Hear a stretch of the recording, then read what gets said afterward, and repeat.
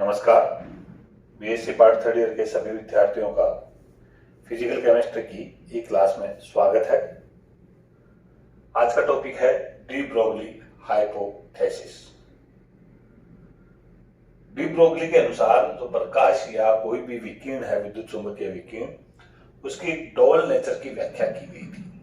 अर्थात de Broglie के अनुसार ये बताया कि जिस प्रकार प्रकाश व अन्य विद्युत चुंबकीय विकिरणों की प्रकृति दोहरी होती है, उसी प्रकार इलेक्ट्रॉन जैसे सूक्ष्म गतिशील कणों की प्रकृति भी दोहरी होती है। अर्थात इलेक्ट्रॉन कभी तरंग तो कभी कण की भांति व्यवहार करते हैं।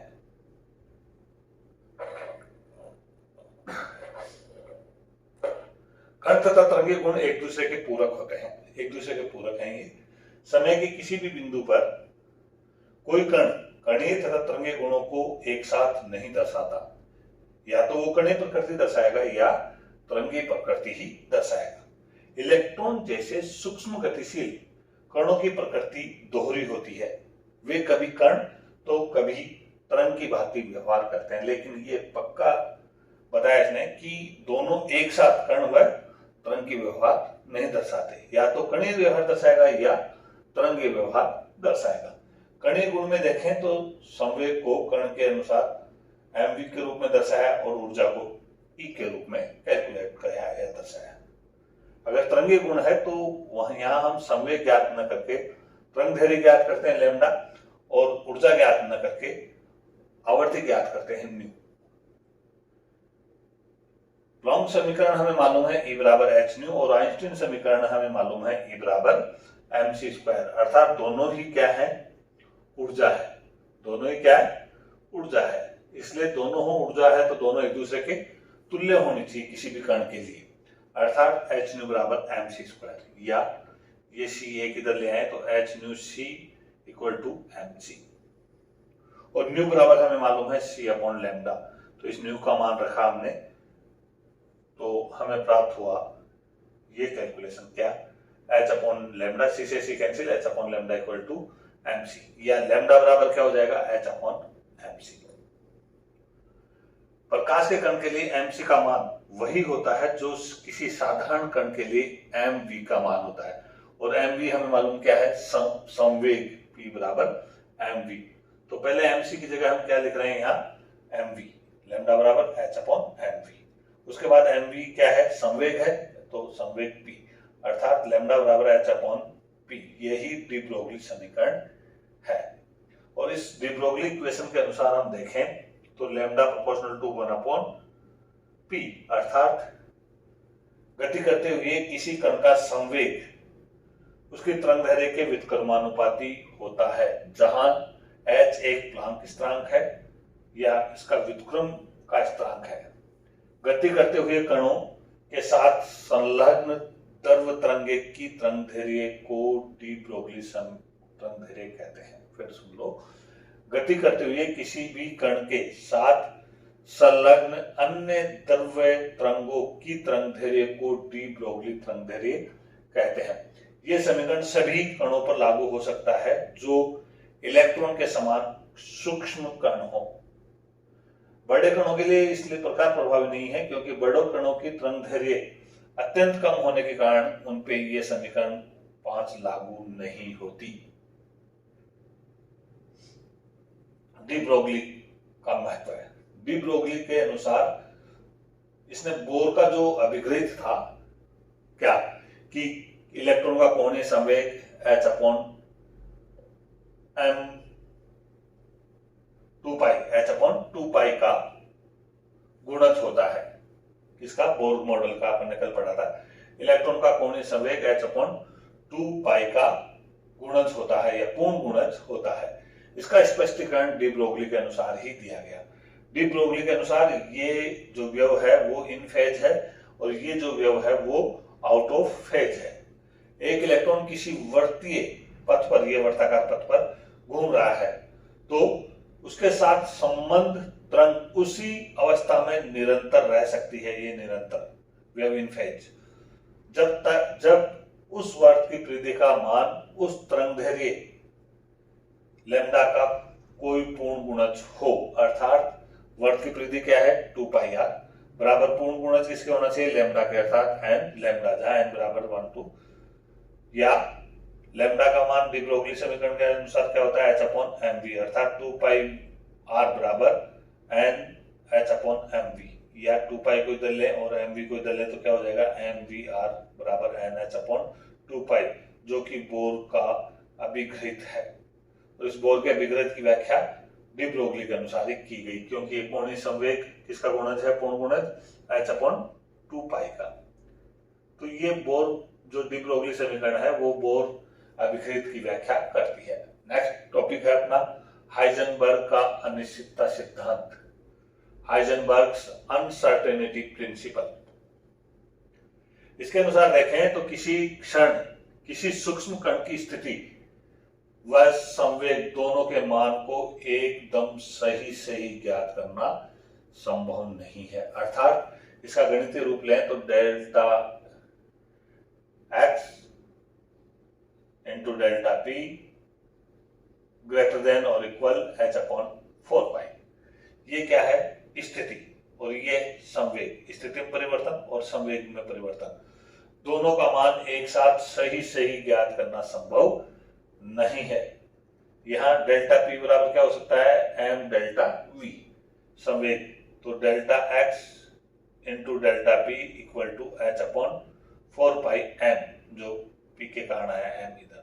ये दोनों ही समीकरण क्या है हिंसबर्ग अनसर्टेनिटी प्रिंसिपल को दर्शाते हैं, जहां डेल्टा x क्या है स्थिति में अनिश्चितता, डेल्टा p क्या है संवेग में अनिश्चितता, uncertainty in position, uncertainty in moment. अनिश्चितता सिद्धांत का व्युत्पन्न करें हम तो यहां देखो ये कोई सरफेस है या ओ बिंदु है जो कि धात्विक सरफेस है या कोई स्थिति है, ये वेव इससे टकरा रही है, टकराकर या तो OX पर जा रही है या OY पर जा रही है, प्रेक्षित हो रही है।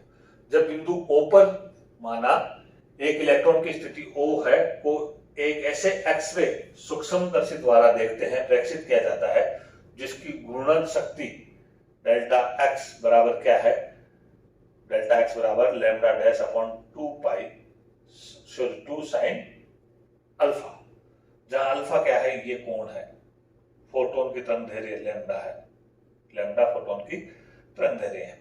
अब माना कि तरंगदैर्घ्य लैम्डा, ये इसकी तरंगदैर्घ्य लैम्डा है, या गुण क्या है h अपॉन लैम्डा वाला फोटोन से यह इलेक्ट्रॉन टकराकर इससे फोटोन विवर्तित होकर मैंने बता दिया या तो OX पे जाता है या OY दिशा में जाता है।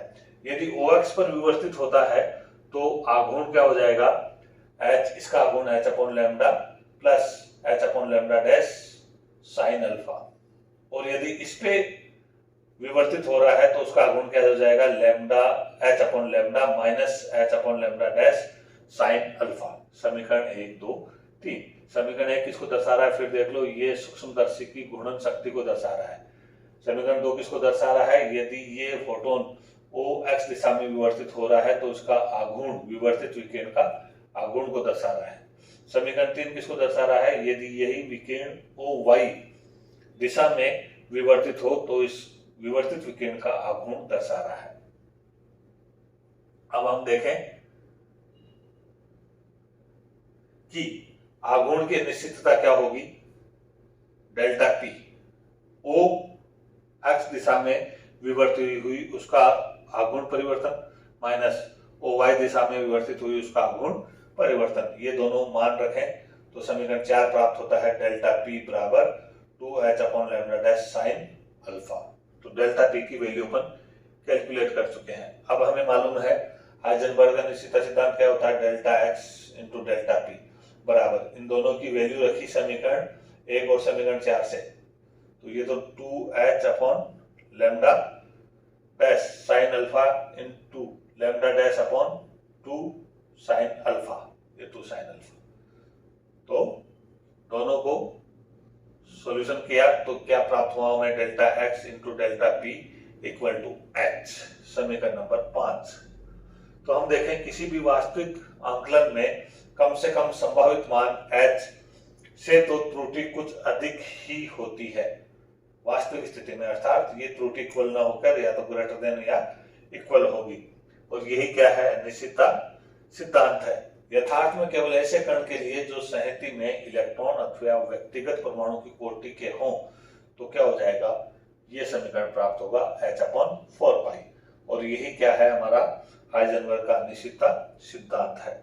Classical wave equation, classical wave equation को देखें। अगला टॉपिक है हमारा क्लासिकल वेव इक्वेशन।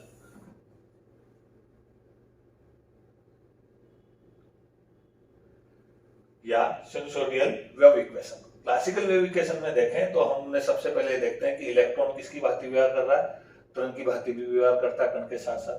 अतः प्रत्येक कक्ष में इलेक्ट्रॉन का अस्तित्व एक अप्रगामी तरंग के रूप में होता है। जब तरंगी व्यवहार दर्शाएगा तो जो परमाणु के कक्ष में इलेक्ट्रॉन उपस्थित है उस इलेक्ट्रॉन का अस्तित्व कहाँ होगा, कैसे होगा, अप्रगामी तरंग के रूप में होता है, जिसके साथ एक निश्चित तरंग लंबाई संबंधित होती है। ये निश्चित तरंग लंबाई यहाँ तक x है और यहाँ से यहाँ तक फाई x लैम्डा है। दो परस्पर बिंदुओं के बीच कंपन करती हुई अप्रगामी तरंगे को हम इस प्रकार दर्शाते हैं। तो इलेक्ट्रॉन तरंग को चिरसम्मित क्लासिकल यांत्रिकी के अनुसार एक गणितीय समीकरण के रूप में दर्शाते हैं x दिशा में केवल।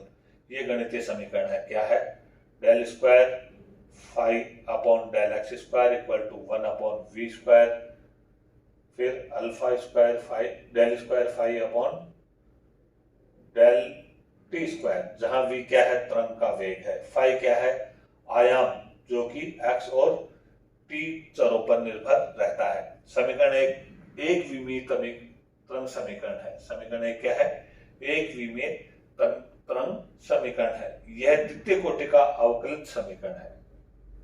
इस समीकरण एक को हल करते हैं तो इसके लिए दोनों चरों को अलग अलग लेते हैं। पहले फाई को लेंगे तो फाई क्या हो जाएगा, फाई एक्स टी, एक्स भी चर है और टी भी चर है, बराबर क्या होगा, एफ एक्स जी टी, जहां एफ एक्स क्या है, एक्स कोऑर्डिनेट का फलन और जी टी क्या है, समय का फलन। जी टी क्या है, समय का फलन। एक तना हुआ तार है, तनित तार के लिए समय का फलन जी टी बराबर क्या हो जाएगा, ए साइन 2 न्यू टी, जहां न्यू क्या है, कंपन की आवर्ती है और ए क्या है, स्थिरांक के रूप में है अधिकतम आयाम। समीकरण 3 का मान, समीकरण ये 3 का मान समीकरण इस दो में रखते हैं तो क्या हो जाएगा, फाई एक्स टी बराबर एफ एक्स और जी टी का मान रख दिया ए साइन 2 न्यू टी। समीकरण 4 प्राप्त होता है। समीकरण 4 को हम इस समीकरण 4 को टी के सापेक्ष दो बार अवकलित करते हैं। पहली बार अवकलित करते हैं तो del phi upon del T equal to F X, पहले ये 2 न्यू ए साइन की जगह क्या हो जाएगा, साइन का अवकलन कोस, तो कोस 2 न्यू टी। दोबारा इसी का अवकलन किया तो del square phi upon del T square equal to F X, ये इसका तो होगा नहीं अवकलन और इसका ये क्या हो जाएगा, वापस 2 न्यू टी आएगा तो क्या हो जाएगा 4 स्क्वायर न्यू स्क्वायर ए, कोस का माइनस साइन होगा तो माइनस साइन 2 न्यू टी, ये कोस थीटा के रूप में ले लिया हमने। तो इस प्रकार हमें ये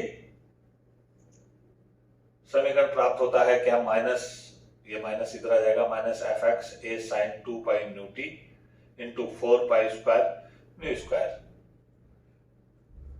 या हमें मालूम है ये क्या है, समय का अवकलन जी टी, तो क्या हो जाएगा यहाँ del square phi upon del T square equal to minus ये एफ एक्स ऐसे कैसे, ये वैल्यू ऐसे कैसे 4 स्क्वायर न्यू स्क्वायर और ये वैल्यू हमें मालूम है जी टी है, समय के साथ जो ये रहा समय का फलन है ए साइन 2 न्यू टी, तो ए साइन 2 न्यू टी की जगह हमने क्या रख दिया वापस जी टी।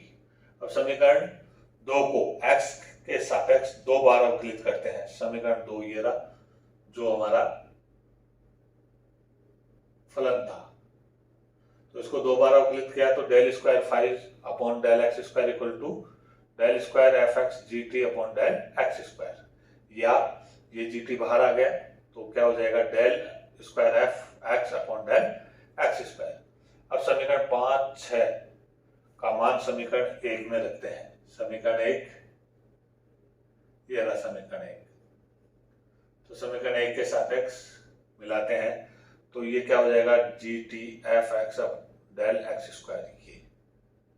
ये तो माना गया इसका del square five upon del X बराबर ये मान आ गया del square X upon del T square का, जो समीकरण 1 में आपका ये रहा। इसका मान रखा समीकरण 4 से, इसका मान रखा समीकरण 5 से, तो हमें ये समीकरण 7 प्राप्त होता है। Del square F X upon del X square equal to minus 4 pi square nu square F X upon V square, और वी जो वेग है तरंग का, उसके बराबर क्या होता है, वेग बराबर म्यू आवर्ती इंटू लैम्डा, म्यू लैम्डा। ये मान रखा तो क्या हो जाएगा, nu square lambda square, nu square से न्यू स्क्वायर कैंसिल, इसको हल करते तो क्या प्राप्त होगा, del square F X upon del X square equal to minus 4 pi square upon del lambda square F X. समीकरण नंबर 8। समीकरण 8 केवल उस तरंग के लिए जो एक्स दिशा में गमन करती है, चूंकि इलेक्ट्रॉन की गति स्पेस में होती है, तो जिस प्रकार एक द्विमीय समीकरण लिखी हुई है उसी प्रकार तरंग गति की त्रिविमीय समीकरण भी होगी, जिसमें एफ एक्स को फाई से बदल दिया जाता है। अर्थात ये जो एफ एक्स है इसकी जगह क्या हो जाएगा, साई एक्स वाई जेड। ये त्रिविमीय हो गई। पहले ये एक्स क्या है, एक विमीय है, ये त्रिविमीय हो गई। अर्थात समीकरण 8 को इस प्रकार लिख सकते हैं, del square psi upon del X square X के सापेक्ष, फिर वाई के सापेक्ष del square psi upon del Y square Y के सापेक्ष, फिर जेड के square plus del square psi upon del Z square. ये माइनस इधर आएगा तो ये प्लस में हो जाएगा, क्या हो जाएगा, plus 4 pi square upon del lambda square phi equal to 0। यही समीकरण जो 10 है, यही क्लासिकल वेव इक्वेशन है। ये समीकरण सभी प्रकार के कण जैसे इलेक्ट्रॉन, फोटोन, परमाणु, प्रोटॉन आदि के लिए प्रयुक्त की जाती है। ये समीकरण 10 का इस प्रकार हम डेरिवेशन करते हैं, जो कि क्लासिकल वेव इक्वेशन है। आज की क्लास में इतना ही। धन्यवाद। वी मीट टुमारो और नेक्स्ट डे। इसकी पीडीएफ भी आपको उपलब्ध करवाई जा चुकी है।